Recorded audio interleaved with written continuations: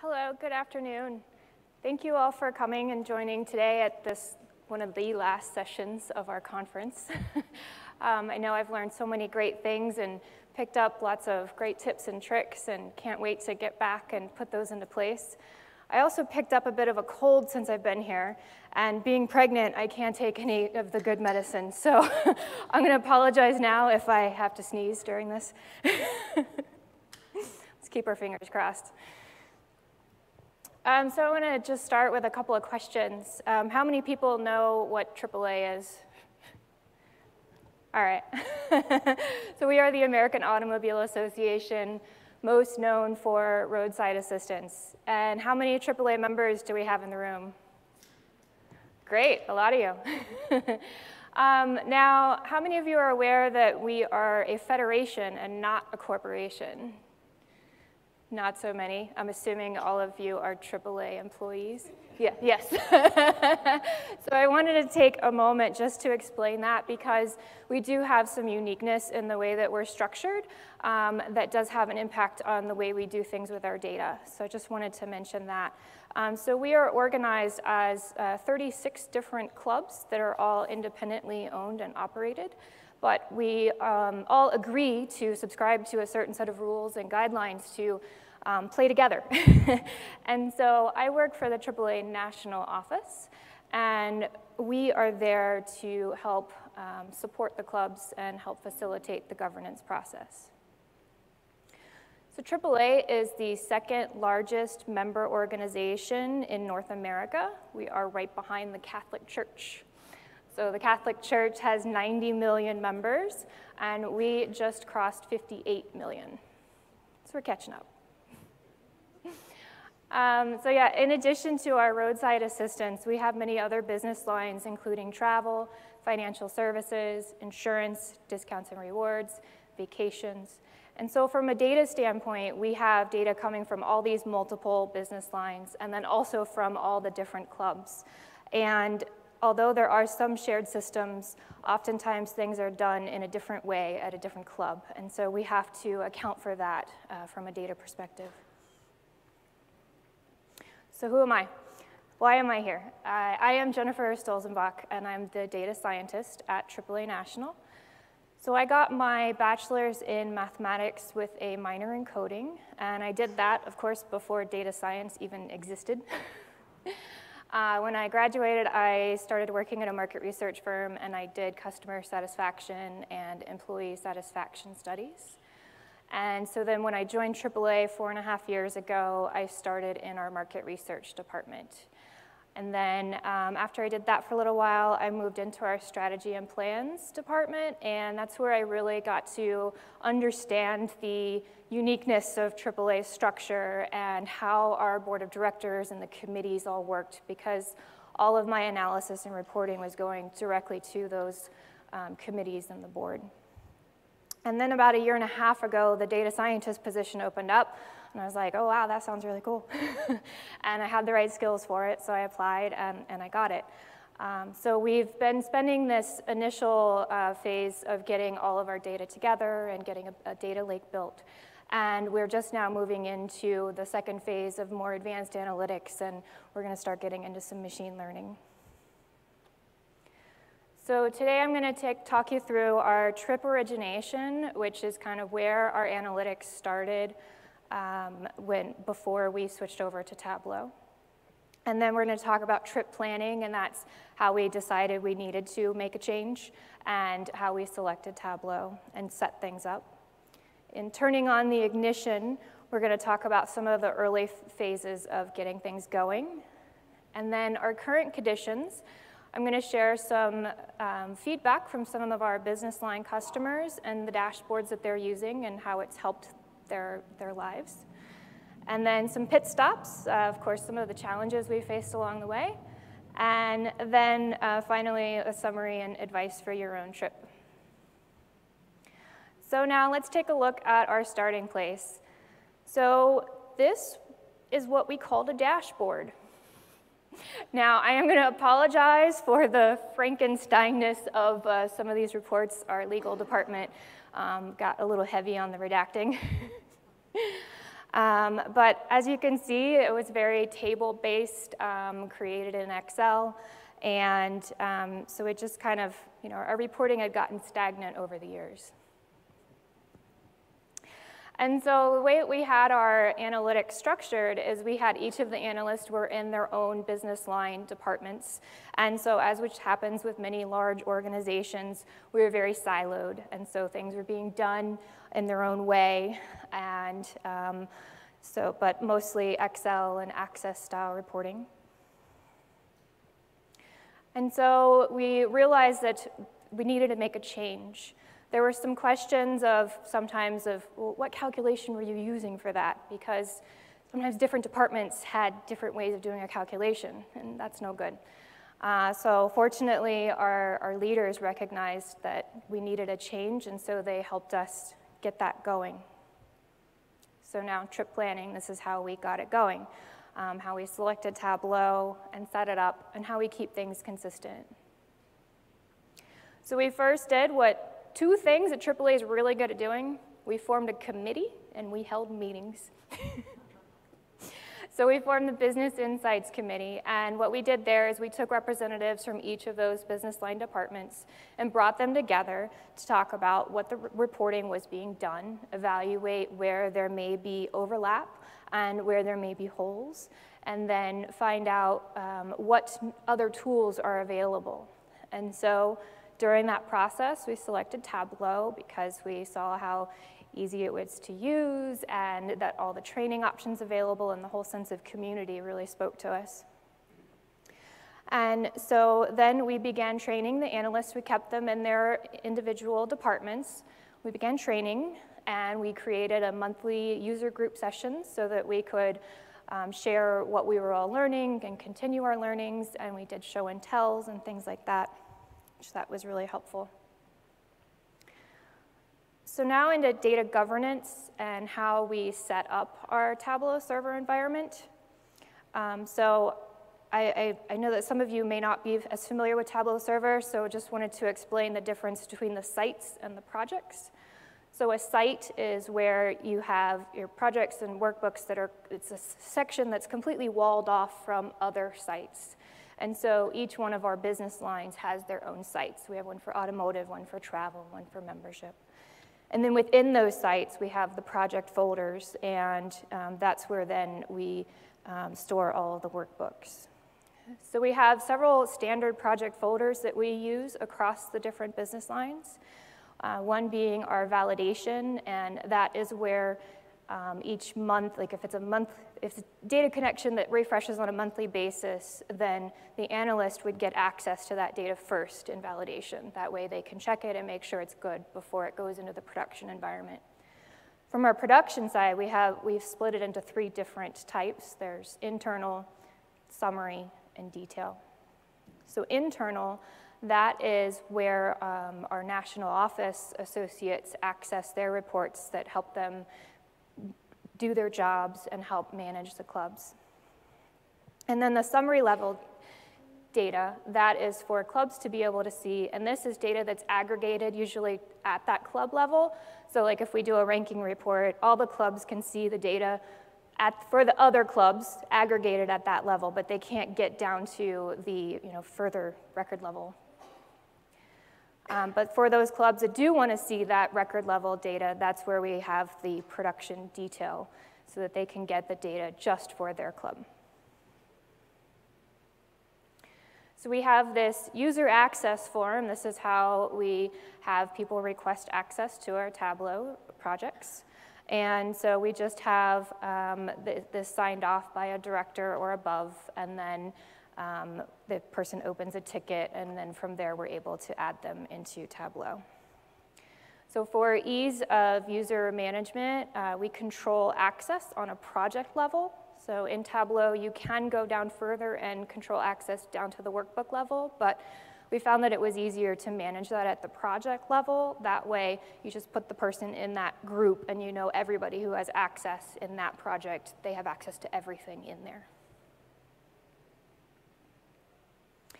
So then, because we have all these different projects, we have to have data connections support each one of those. And so in our data connection list, you always have multiple copies of the same root named file, and then just at the end, it lets us know if it's the production detail or the validation and so forth. So when it comes to development of our dashboards, we first started by having a development project within each one of the sites, but we had some instances where a development data connection was published into a production environment, which of course you don't want that to happen. So we found the solution to that was to segregate development out into its own site. So because the sites are walled off from each other, if you are working in a development data connection, you cannot publish it to a production site. So along with our dashboard development, the way that we've set things up to keep things consistent, we have put in place our commandments. And so our commandments are things like making sure to use visualization best practices, that your data connections, you must use data connections connected to Tableau server and not Excel workbooks, and that you must test your dashboards prior to it going to production. So for that testing process, we have a checklist that helps you go through all the steps of testing it, and then also the steps before that of creating the specifications to get your data connection created and so forth. We have a template in place that helps ensure that we have the consistent look and feel across everything. Logo goes up in the top left, filters go across the top.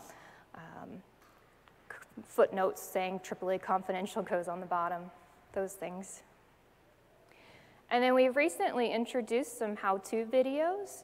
So we've started, the first couple are very basic, just showing where to access that user access form and how to get your permissions set up.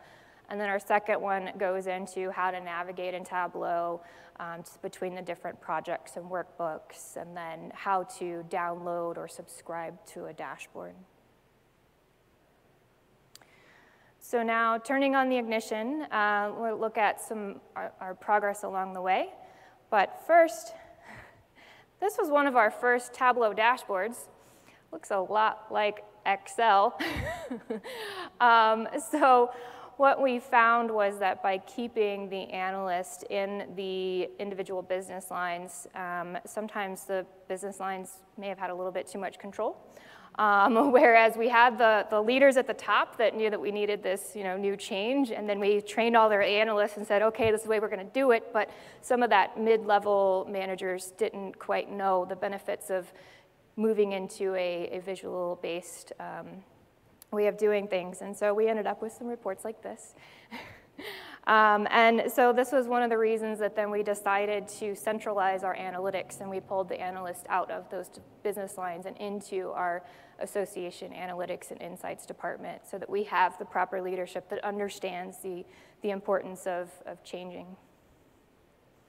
So some other things, like I said, we had a great buy-in from the top from the very beginning, and we're very fortunate. Our CEO is a huge supporter of Tableau, and I've even heard that he has the app, and when he goes out and visits with other club executives, that he'll pull out the app and say, hey, check out this new dashboard. And so that's really helpful too, because then it's getting the support from the top of the clubs, which then can help trickle down. I hope that is working. Next is staging the data. So this is something that we've spent a lot of time doing, and I know that now that Hyper's coming, we might not need to spend quite so much time doing that. But pre-Hyper, it was really important to get the calculations all done on the back end so that Tableau is not doing all the processing. So it speeds up performance, and then you have the consistency of calculations so that we make sure that everybody's using the approved calculation for things.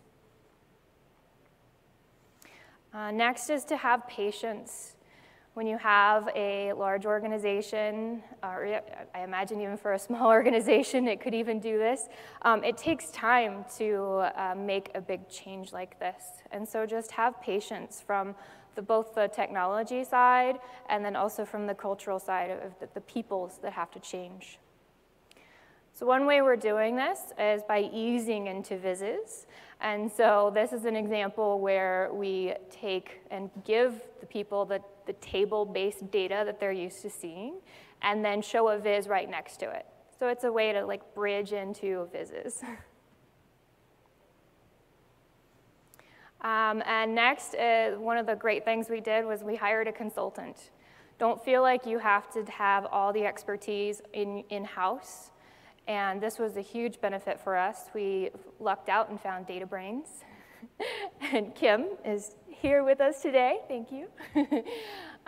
Kim helped develop a lot of our core dashboards, and she also helped get our team trained. And this was really helpful. And then she was with us for a few months last year, and even before she left, she created a whole document on and trained us on her secrets, and that was hugely helpful. So now, current conditions, I'm going to talk about some of our business line customers and show you some of how they're using our dashboards. So first, let's talk about Jeff. Jeff is a regional manager in our automotive department, and so what he does for that is he's responsible for a group of clubs, and he helps them with all things automotive. And so he goes and visits his clubs on a regular basis, and so he has to prepare for these visits. And it used to take him quite a while because he would have to go to a bunch of different people and ask for, I need the latest report on this, and I need the latest numbers on this, and I need this. And then he'd have to go and assemble all that together and make sense of it before he could then go to the club.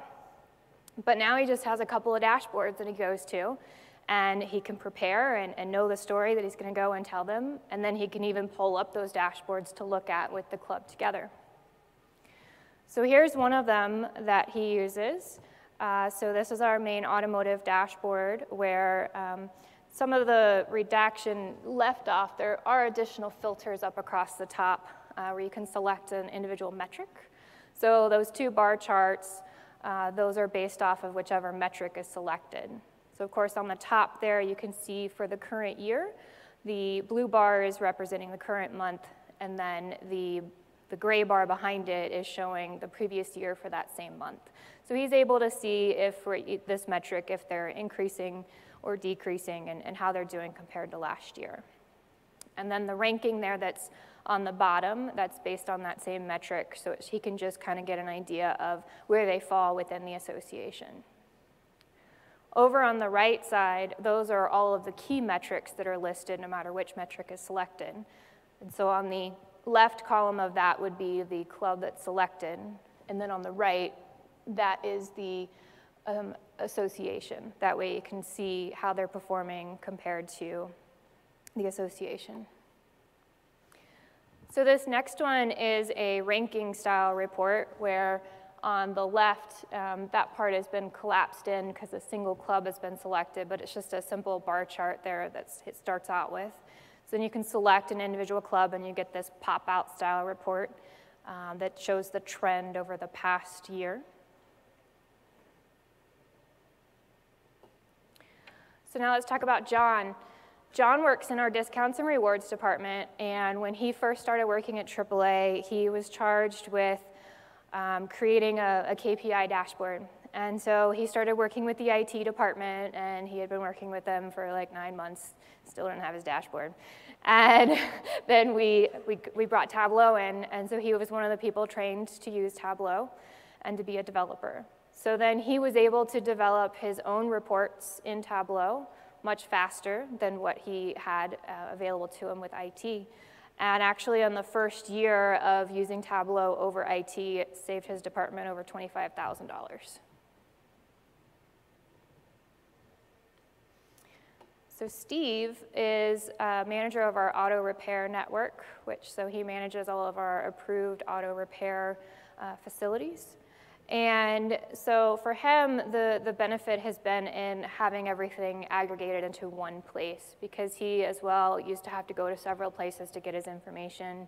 And then most of the things that he was provided, it was like a CSV file or a pivot table, and then he'd have to make sense of it himself. And so now, with the redactions, you can't really tell as much, but he can go in here and look at this dashboard and tell a story of what's happening at an individual shop or within a district or division. And so each one of those is a different part in the story that he can then figure out how they're performing and making sure that our members are getting the service that we have promised them. So now Erica, this is my final story and one of my favorites. So she works in our club records department, and she's been working for AAA for a couple years, but she recently moved into club records. Before she moved there, we had a couple employees that had been in there for about a decade. And so they've been doing the same thing for a long time, and they had that gut to know what looked good and what didn't. And so they were able to validate numbers that came in every month just by looking at some tables and say, oh yeah, that doesn't make sense, or this does. And but then both of those employees actually got promoted into other positions in AAA, so good for them. But then it left this void in the department of that historical knowledge. And so Erica came in and she's like, well, I'm looking at this table of numbers, but I don't know if this is good or this is bad, or what is this? So we developed these heartbeat charts for her, is what we call them. And so it's showing a 5-year trend of whichever metric she wants to select. And so the blue dots that are on the lines, that's representing the same month going back for the previous 5 years. And then the blue band that's around it, that is 2 standard deviations above and below that trend. And so when she's looking through evaluating everybody's data that they've put in, if anything pops out above or below that blue bar, then she knows, hey, this is abnormal. This is outside at 2 standard deviations. And so on the left there is where she would start looking at the data there, and then when she sees an anomaly like here, she would click on it, and then it would get into a deeper level. So she can see, is this happening across the board, or is this happening in one area, and then can find out if this is an anomaly or not. So now let's talk about some of our learnings. One is to push past the resistance to change and the cultural barriers. So as I said, when people are used to doing the same thing for a long time, they don't always want to change to something new. It's human nature. And while analysts can quickly look at Tableau and be like, we need that, sometimes it takes other people longer to catch on to that. And so you just have to be patient and show them that this is better. Get a project manager. This is something that we struggled with in the beginning in particular, where we may have bitten off a little bit more than we could chew. And not having a project manager to help us keep it all straight was, made it even more challenging. But we now have one, and so things are getting better. They're helping keep us on track, and getting project timelines and things like that. So definitely, I'd say get a project manager to help you if you're trying to do a lot. Analysts and DBAs aren't so good at project managing. Then next is to socialize. So socialize both out within your organization and up. So this is something else that we didn't really do so well in the very beginning because yes, we did have some challenges, but we were also doing some really great things. And sometimes you get so wrapped up in the day-to-day of what you're doing, you forget to tell other people what you're doing and showing those great things. And so we are now taking advantage of all of the internal communication channels that we have available, newsletters and things like that, and getting that information out there. And sometimes it's just even a simple email to your boss to say, hey, I found this really cool insight today, and then they can forward that on and up. And then within our department, we're trying a new thing to also share those insights, both the insights about the data and then also insights about Tableau. So we started this thing called the AHA board. And this is just an area where anytime you find something that is interesting, a Tableau tip or something about your data, you can go and put it on the AHA board. And then we go and stand around the board and talk about what they all were, and we vote on, you know, the best ones, and then give away a gift card or something for it. So that's another way to just kind of help instill the cultural change. So in summary, it's really important to get buy-in from the top, and that's whether the leader starts that change for you or if you provide the proof of concept and get the leader to buy in. But definitely having that support from the top is really, really helpful. Take the time and stage the data, even with hyper. It's going to be important to make sure you have the consistent calculations and your data connections that are all built in the proper way. Hire a consultant. Don't feel like you have to have all the expertise in-house. Sometimes we don't have the funds to hire another full-time associate that has the expertise you need, but you can just go and get somebody to come in there temporarily and help you along in that beginning process. Have patience. It takes time to make these changes, technology and people especially. Push past those resistance to change and those cultural barriers. And that's all I have. So if anybody needs to go ahead and leave, or if you'd like to stay for questions, I'm here.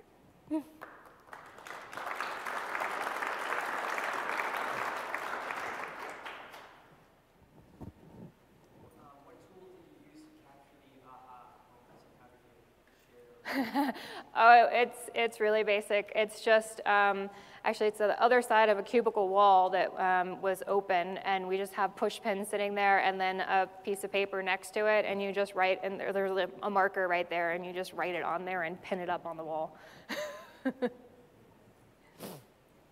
Yeah.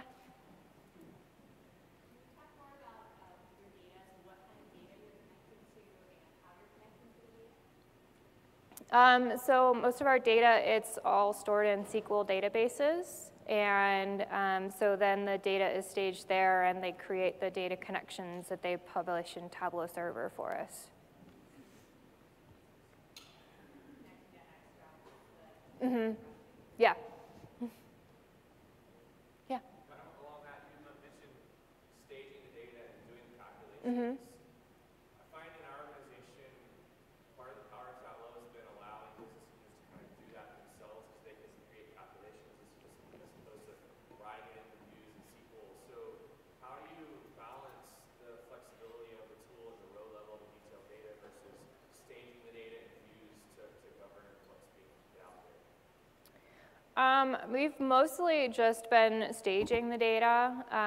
We have had some training sessions where we've had people come in and we've given them their own little ad hoc environments and then shown them how to drag and drop the pills and stuff. But so far that hasn't worked so well for us. We haven't really found maybe the right people that have the interest to do it themselves. They more want it done for them. Yeah. In that vein, what method have you guys used to attempt to begin outsourcing some of the report creation? I mean, are you just finding that some people are gung-ho to do that and get their hands on the data? That's just, I mean, do you have a method for that? We've tried a couple different things. Like I said, we've created a little environment in Tableau for them to be able to develop, but so far it hasn't really taken hold. So if anybody has advice on how to make that work, please share. Yeah. Do you face difficulties with users when you have too many reports and dashboards that people get lost and cannot find the actual report? Like everybody faces issues with SharePoint and Dropbox where you cannot find your actual files. So do you face those problems, and how do you tackle them? Yeah, so you asked about just kind of navigating through all the different reports and do they get lost in them. I think they might, to be honest, and it's something that we're still working through. One of our, in our how-to videos, we are showing people how to like star workbooks so that they can go and mark them as their favorites. So other than that, we haven't put anything else in place yet. Yeah. You mentioned earlier that you don't allow people to connect to like other data sources, say Excel. Mm-hmm. So how did you get all your data in one place? And how do you keep people from connecting to these other data sources when they make good arguments for using it? Yeah, there are some exceptions to the rule. We do have some stuff that is connected to an Excel workbook rather than a data connection, but we generally like to talk that over with our DBAs and make sure that we have a valid reason for doing it that way versus waiting to have the data connection built. Yeah. You also said you have some templates for like standard formatting and logos and whatnot. Mm-hmm. How do you deploy that? Do you have literally a template TWB file that you put out there and people start with every time? Yeah. Okay. Yeah, I would ask the same for the checklist. Is that something, a separate document? Is when you check in and sign off on it? Like, what's your process? It's a separate document. It's just a Word document that that then they can just go through it. Is that submitted and then there's an approval, or is it just for the person who's using it to It probably should be submitted, but that's not something that we have done yet.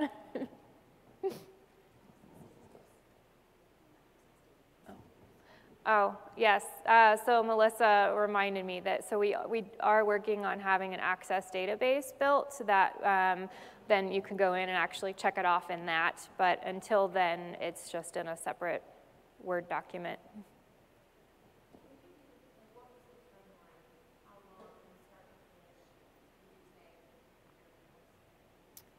We're in, what, year 2?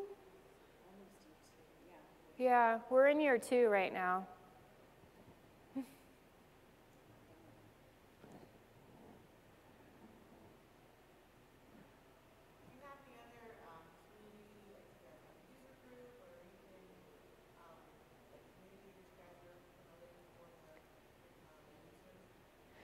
We don't have like an internal user group anymore, but we do participate in the Orlando Tableau user group, and we've hosted that at our location in the past, and we are again coming up. So we encourage our analysts to go and participate in that too.